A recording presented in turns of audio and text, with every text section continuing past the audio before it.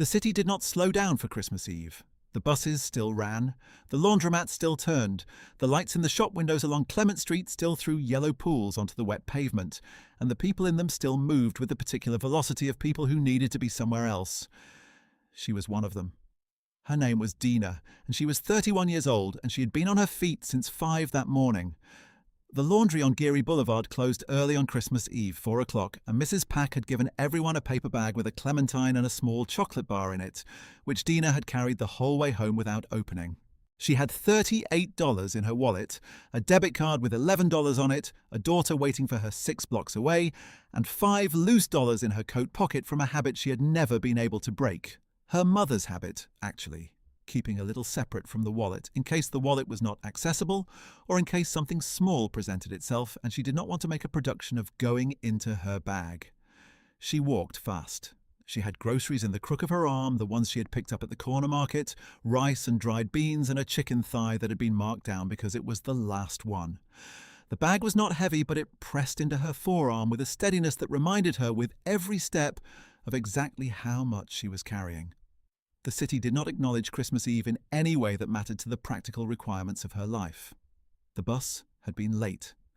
The corner market had been out of the dried beans she preferred, and she had bought the other kind, the ones that took longer. Her feet knew the 6 blocks between the laundry and home the way feet know a route they have walked 1,000 times without requiring instruction. She was 20 feet from the mouth of her block when she saw him. He was sitting in the doorway of a building she passed every single day. A building 2 doors down from her own, in the lowered threshold where the steps had been worn to a kind of shallow bowl by decades of feet. He had a paper cup on the step below him and a piece of cardboard sign that said, "Anything helps," in ink that had blurred in the moisture from the sidewalk. He had no coat. His shirt was a flannel that had once been red and green, seasonal by accident now, and his hands were in his lap, bare and rough. He was not young. His face had the settled heaviness of a man who had been outside a long time, or who knew that face well enough to wear it convincingly. He was watching the street. Not watching for anything in particular, just watching the way a person watches when watching is all there is to do. Dina almost walked past. She was 6 feet beyond him when she stopped. She thought about the $38. She thought about the 11 days until the 1st of January, when $740 was due. She thought about the $80 gap she had been carrying since the machine at the laundry went down in mid-December and took 6 shifts with it. 6 shifts at $14 an hour. She had done that calculation so many times it was less a calculation now than a sound, a low, persistent note that played under everything else. She thought about Zoe. 7 years old and at home right now, probably at the kitchen table with the red pencil she had been using for 2 weeks straight, drawing the characters in the stories she was making up. Zoe, who had asked that morning whether Santa knew which apartment they lived in, and Dina had said yes, of course, Santa kept very careful records. Zoe, who had eaten her oatmeal with the complete seriousness of a child preparing for an important day. Dina stood on the sidewalk. She reached into her coat pocket. She turned around and walked back to the doorway and knelt down and put the $5 in the paper cup. She did it without ceremony. Without announcement. The people moving past on either side of her did not break stride.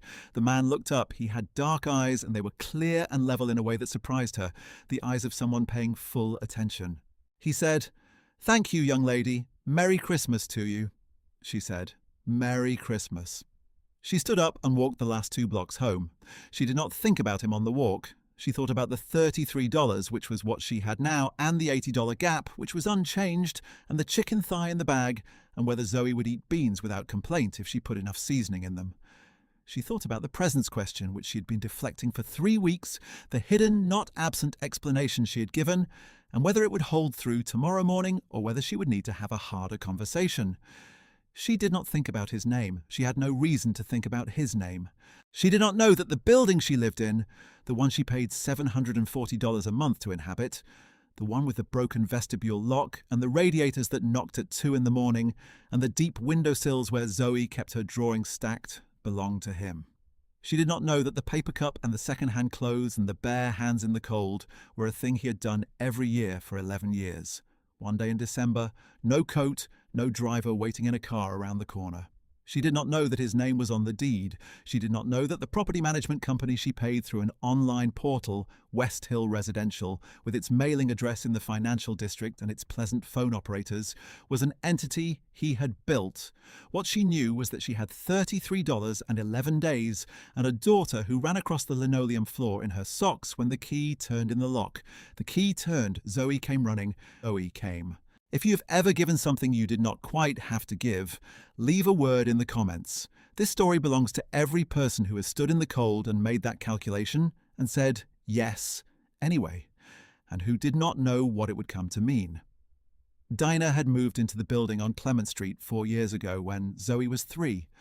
The relationship with Zoe's father had ended, which is how she thought about it now, as a thing that had ended rather than a thing that had broken, because broken implied a sharp edge, and what it had been was more like a slow erasure, each month a little less of something until there was not enough left to hold together. They had shared an apartment on Turk Street. When she left, she took Zoe and the furniture that was hers and found a room at a cousin's house for 6 weeks while she looked. A co-worker at the laundry had told her about the vacancy on Clement Street. The neighbourhood was unfamiliar to her, more residential than where she had lived before, quieter in the evenings with the avenues running east-west in long, flat, tree-lined lines. $740 a month was not cheap for a one-bedroom, not in this city, but the building allowed children without a surcharge, which was not universal, and Hector, the super on the second floor, had shown her the apartment with a directness she appreciated. He pointed out the radiator noise. He showed her where the kitchen window stuck.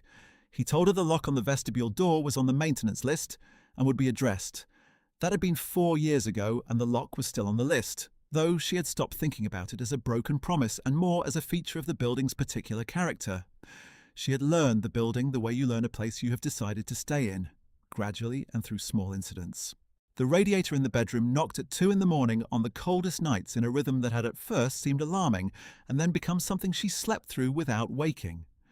The kitchen window required a particular technique to open, a lift and a twist simultaneously, which Hector had demonstrated on the day she moved in and which she had perfected in the first week.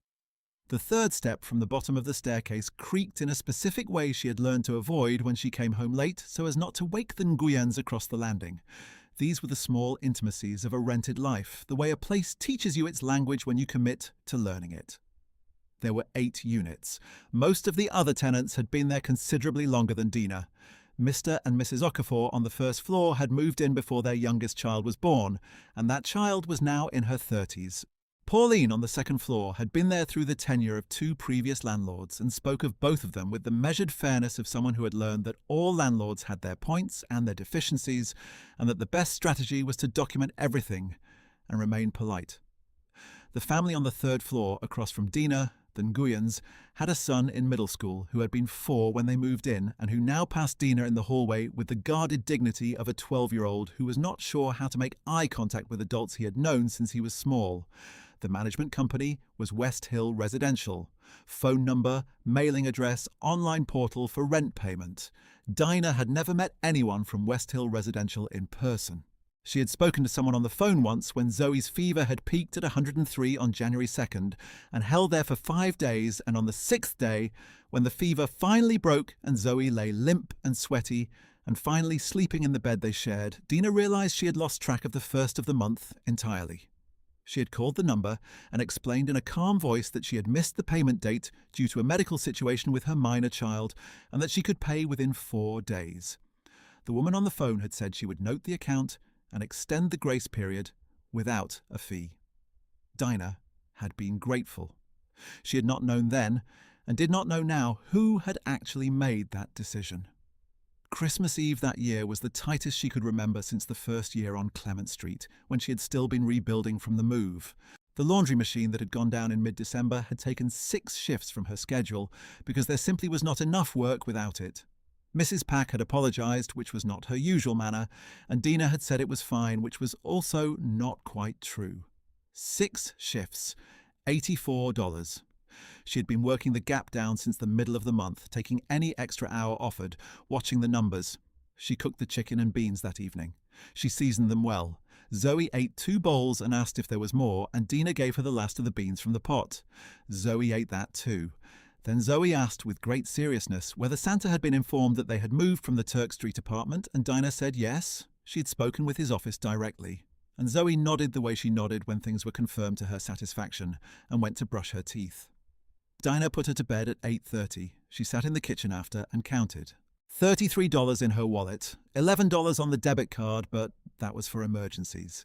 $60 in the envelope at the back of the kitchen drawer, the one she kept for genuine emergencies, the kind that could not be named in advance. She had, all told, $93 in available money. She needed $740.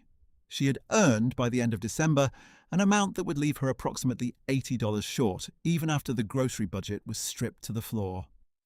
The coat was the thing she settled on that night. She had a good winter coat, one she had bought 3 winters ago when she had a little more room, that she had not been wearing because it was slightly too large for her now. She had lost weight in ways that were less about intention than about the math of feeding a child before yourself.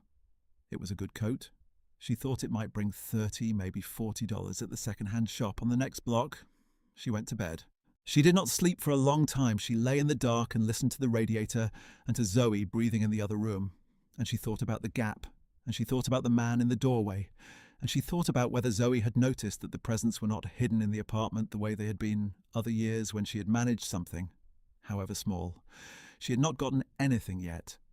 That was the truth she had been circling for 3 weeks. There was no hidden present. She had told Zoe the presents were hidden. She had 11 days until rent. She had no idea as she lay there in the dark how the next 2 weeks were going to resolve themselves. She only knew that they would, somehow, because they had to. Because Zoe was 7 and believed in things, and Dinah was her mother, and that was the contract. The week between Christmas and the New Year was the most productive week Dinah had had in months. Zoe went to her father's on the 26th for 3 days, which she did twice a year, and Dinah used every hour. She picked up a shift at the laundry when a co-worker's car broke down and she called in sick. She babysat the cat belonging to the woman in 3B who was visiting family in Sacramento for $30. She brought the coat to the second-hand shop on Tuesday morning and stood in front of the counter while the woman behind it examined it with the unhurried assessment of someone for whom this was a precise science. $22. Dinah thought about the coat. She thought about what it had cost when she bought it. She thought about the man in the doorway in the flannel shirt. She took the $22 and walked out. The city was quieter that week than it ever was. The peculiar hush of the days between the holidays when the offices were closed and the schools were closed, and even the buses ran on a reduced schedule, as though the whole apparatus of the city had agreed to stand down for a few days and tend to itself. Dinah did not stand down. She moved through the quiet streets with her shifts and her errands and her cat-sitting, and she tallied what she had every evening at the kitchen table, and she watched the gap close dollar by dollar with the close attention of someone for whom each dollar was not a unit of account, but a unit of time, a specific future hour accounted for. By December 31st, she had $740. She had moved money out of the emergency envelope, which she would rebuild in January, and she had counted everything twice, and she transferred it through the portal at 9:30 in the evening while Zoe was asleep, and she watched the confirmation screen load and sat for a moment in the quiet kitchen with her hands in her lap. January was covered. She picked Zoe up from her father's on the afternoon of the 31st, and they walked home together through the cold, and Zoe talked for the entire 6 blocks about the video game and the pizza, and the fact that her father had let her stay up until 11 on the 27th to watch a movie. And Dinah listened and said the right things and felt the tension in her jaw ease incrementally, 1 block at a time, like something that had been wound too tight, slowly being allowed to unwind. She bought a small thing for Zoe at a drugstore on the way home, a set of coloured pencils in a metal tin, marked down to $3.49. Zoe opened them at the kitchen table and arranged them by colour, and chose a green she had not had before, and started drawing immediately. Dinah made tea and sat across from her and thought, this is enough. Not every year, but tonight, this is enough. The letter arrived on the 14th of January. It came in a plain white business envelope with a return address on Pine Street, Hargrove and Associates. Dinah did not recognise the name. She almost set it aside on the counter to deal with after dinner. Something made her open it, standing at the counter with her coat still on, the grocery bag on the floor beside her. It was a single page, formal stationery, a law firm's letterhead. It said that the writer represented Mr. Lester Hargrove, who was described as the primary owner of the property at 2214 Clement Street, operating through West Hill Residential. It said that Mr.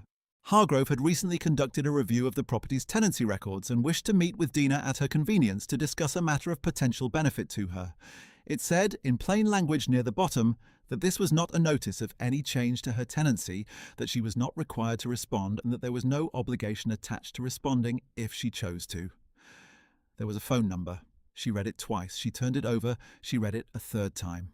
She thought about Camille, who had received a letter from a new owner 2 years ago, a pleasant and business-like letter, and whose building had been sold to a developer 8 months after that and converted to condominiums. She thought about Pauline, who was 73 and had survived 2 landlords and might not survive a third. She thought about the vestibule lock still broken and what it would mean if the building went condo, and she had 30 days to find a comparable apartment for $740 in this market. She put Zoe to bed and then stood in the hallway with the door to Zoe's room closed and called the number. A woman answered and asked whether this was a personal or property matter. Dina said, property, Clement Street. She was connected after a brief pause. The man who answered said his name was Lester Hargrove. He thanked her for calling. His voice was deliberate, a voice that had learned to be careful with words, not cold but considered. He asked whether she would be willing to meet with him. She said she would want to understand the purpose of the meeting before she agreed to it. He said, "That is fair." He was quiet for a moment. Then he said, "I want to ask you about Christmas Eve." She went very still in the hallway. He said, "You were on Clement Street around 6 in the evening. You stopped in front of a man sitting in a doorway. You put $5 in a cup, and then you went into my building." She said, "That was you." He said, "That was me. I have done it every December for 11 years. 1 day, 1 block, no coat, a paper cup." He paused. "My wife says it is the most foolish thing I do. My son says it is the most important thing I do. I have always thought they were probably both right." He let a beat pass. "I have watched many people walk by over the years. I have watched some of them stop. Most of the ones who stop give $1, sometimes less. You gave 5 and you knelt down and you said Merry Christmas, and then you walked into the building 2 doors down. My building." She said nothing. He said, "I'm not calling because of the $5. I want to be clear about that. I had the management company pull your tenant file. 4 years. 1 missed due date, which you called in before the grace period expired to explain. No complaints, no disputes. Your neighbours speak well of you. The apartment is in good order." He paused again. "I am calling because I saw you stop, and then I saw where you lived, and I wanted to understand the whole of it." She was thinking about the $33. The coat sold for $22. The $3.49 pencil tin. She was thinking about all the things she had not known in the past month, all the things she had been doing in the presence of a person she had never met and whose name she had not known. He asked again if she would be willing to meet. She said she would meet him somewhere she chose. She chose the coffee shop on California Street. She arrived 10 minutes early and sat with the wall behind her and her coat still buttoned and watched the door. She had not told anyone she was going. She had asked Mrs. Okafor to listen for Zoe, who was in school, just in case the meeting ran long. He came in exactly on time. 62 years old, broad in the shoulders, a black man in a dark coat with no emblem or marker on it, nothing that announced what he was. He shook her hand with a firm, dry grip and sat across from her and ordered a coffee, black, and did not preamble. He settled into his chair without the restlessness of someone performing a business meeting. He did not look at his phone. He did not place anything on the table. He simply sat and looked at her and began. He had grown up in the Fillmore district, he said. His mother had cleaned offices for 20 years. His father had driven a bus for the same 20 years on a different schedule, so that one of them was always home when he and his sister came back from school. He had worked in property management for a decade before he could afford to own anything, doing every job in the industry from maintenance to leasing to accounts, and at 30 he had gone in on a building in the Sunset with a partner, using a loan it had taken them 6 years to pay down together. He now owned or co-owned 7 properties in the city and a portfolio of commercial units across the bay. He said all of this without particular pride and without false modesty. He said it the way you lay out the map before you say where you're going. He told her that a 2-bedroom unit on the first floor of the building was coming available in February. The tenant was relocating for work. The unit was larger than hers by nearly 200 square feet. It had been rented at $910 a month when the lease was signed 3 years ago. The market had moved since then. He could list it at $1,200 comfortably, possibly more. He was offering it to her at $740, same as she paid now. Locked at that rate for 3 years with a right of renewal for 2 more if she wanted it. 5 years guaranteed at her current rent. She looked at him across the small table. He said, "You have a daughter. A 2-bedroom means she has her own room." She said, "Why?" He said, "Because I saw you stop." She held his eyes. "That's not enough of a reason." He looked at her for a long moment, not as a challenge, more like someone deciding how much of the truth to say. Then he said, "No, it is not. Here is the full reason." He set his hands flat on the table. "I have been in this business for 30 years. I have owned buildings in every part of this city. And what I have learned, what no one told me, but what turned out to be the most reliable truth I have found, is that the people who stop are the people who take care of things. They take care of the hallways, they take care of the building, they take care of their neighbours. The $5 is not the reason. The $5 is a signal, and your tenant record, 4 years of it, is the same signal from a different direction. Together they say the same thing about who you are, and I have learned to trust those two things together more than I trust a credit score." She was quiet. He said, "I am also, if we are being completely honest, making a practical decision. Tenants who stay for 10 years and leave a place better than they found it are worth more to me than a $200 spread on the monthly rent. I have learned that the hard way more than once with the other kind." She thought about Zoe's drawings on the windowsills. She thought about the room they shared, the particular arrangement of furniture they had settled into over 4 years, the way each of them had a corner and they moved between the corners with the ease of people who had learned each other's rhythms completely. She thought about what Zoe would do with a door she could close, the drawings she would make in that room, private, her own, not seen until she was ready to show them. She said yes. She said it looking straight at him, not away. She shook his hand at the door. She walked to her car, which was parked around the corner on Sacramento, and she sat behind the wheel for a moment before she started the engine. The street outside was bright and cold. A woman walked past with a stroller and a bag over each shoulder, moving fast, going somewhere. Dina watched her go. She cried in the car on the way home, unexpected, the tears arriving somewhere around the second block when the coffee shop was out of sight. She was not a person who cried easily, not in front of anyone, and she was alone in the car, and she let it. They were not sad tears. They were the kind that come when something long carried is finally set down, when the body understands before the mind fully catches up that something has changed, that a weight held so long it had come to feel like a part of the skeleton has been allowed to be put down, and the muscles, suddenly unbraced, do not quite know what to do with themselves. There is a kind of woman who doesn't explain herself, who gives the $5 and doesn't perform the giving, and does not wait for acknowledgement, and does not register it as virtue in some private ledger of the soul. She gives it because the man is cold, and she is not, at that moment, entirely without resources, and that is the only reasoning she does. The world does not guarantee that this will come back to her. The world rarely makes that kind of guarantee about anything, but sometimes it does. Sometimes the geometry of a moment turns out to include another person whose whole life has been pointed, without either of them knowing, at the same intersection at the same hour on a cold evening. Dinah moved into the first-floor 2-bedroom on the 1st of February. Hector helped with the furniture on a Saturday, starting early, taking it slow on the stairs, the couch and the bookshelf, and the bed frame that always came apart wrong and had to be argued back together on the other end. By 2 in the afternoon, the kitchen was arranged. By 4, the bedrooms were set up, one for Dina and one for the first time, for Zoe alone. The building felt different at the first floor than it had at the third. The sounds were different from the third floor. The street was closer. The footsteps from above were more audible, the radiator in the bedroom running with a different note than the one she had learned to sleep through upstairs. She lay in bed the first night and listened to the new sounds and thought she would learn these too.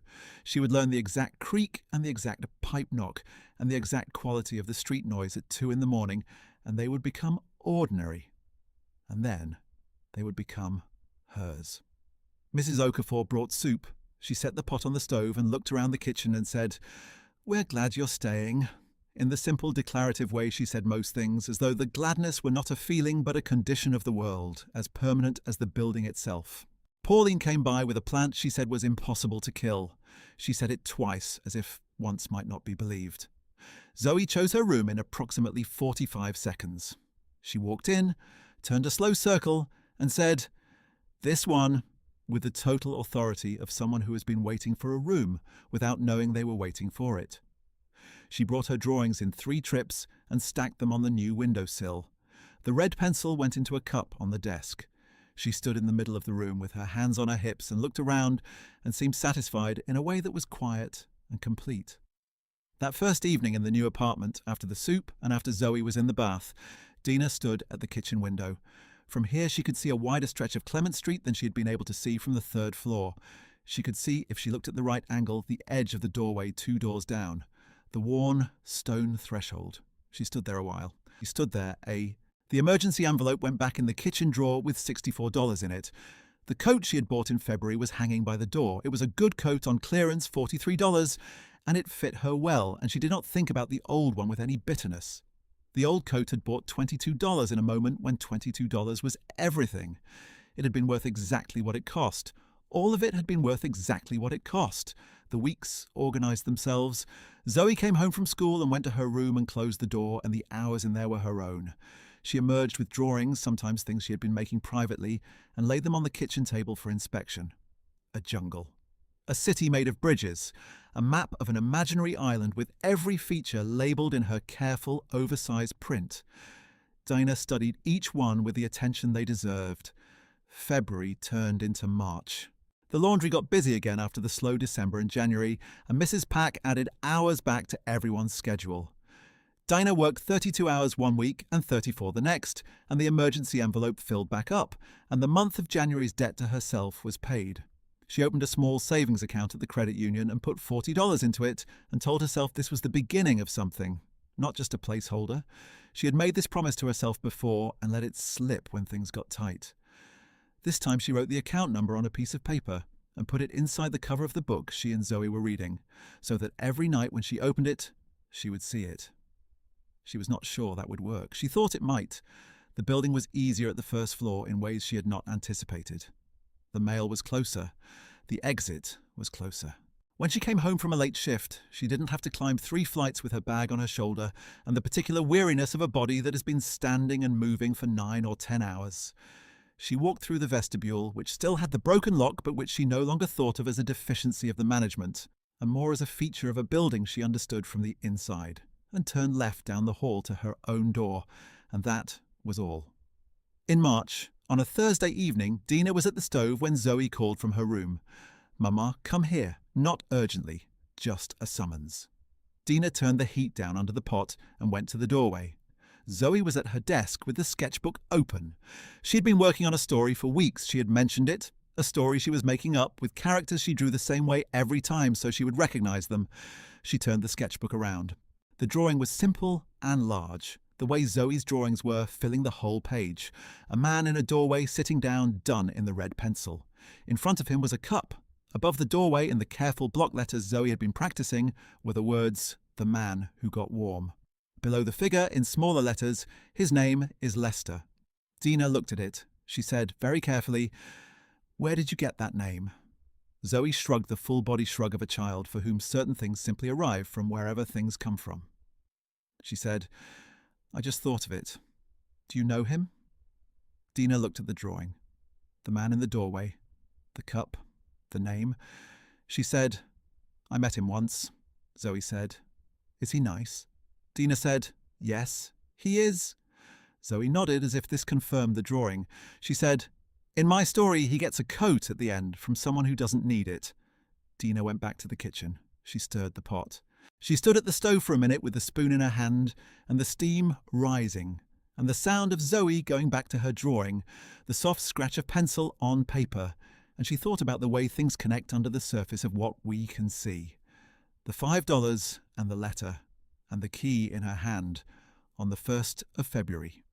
The coat given and the coat received. The man in the doorway with the clear, steady eyes and the 11 years of it, 1 block, 1 day, no coat, a cup. She thought about what it means to stop when it would be easier to keep walking. She thought about what the stopping costs and what it sometimes Not always, but sometimes opens. She did not believe the universe was a simple machine that returned everything you put into it. She had lived too much of a real life to believe that. She believed something quieter, something that did not guarantee outcomes and did not announce itself. She believed that the things done in the cold, the small, faithful things, the $5 in the cup, and the grace extended to a woman who had lost track of the calendar during 5 days of her daughter's fever, those things were real and they were weighted and they did not disappear. Where they went, she could not always trace. But sometimes, with enough time and enough distance to see the whole shape, you could follow the line from one act to another and understand, with a clarity that took the breath for a moment, how far a small thing can travel. She plated the food. She called Zoe. Zoe came out with the sketchbook under her arm and sat at the table and looked at the food and said, "What is it?" Dina said, "Rice, beans, chicken." Zoe said, "Same as Christmas Eve." Dinah said, "More or less." Zoe said, "I liked it then too."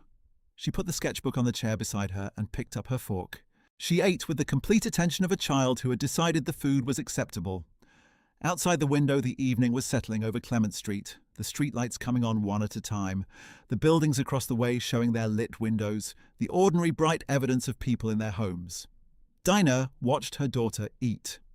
If this story stayed with you, leave something in the comments. A word, a memory, anything.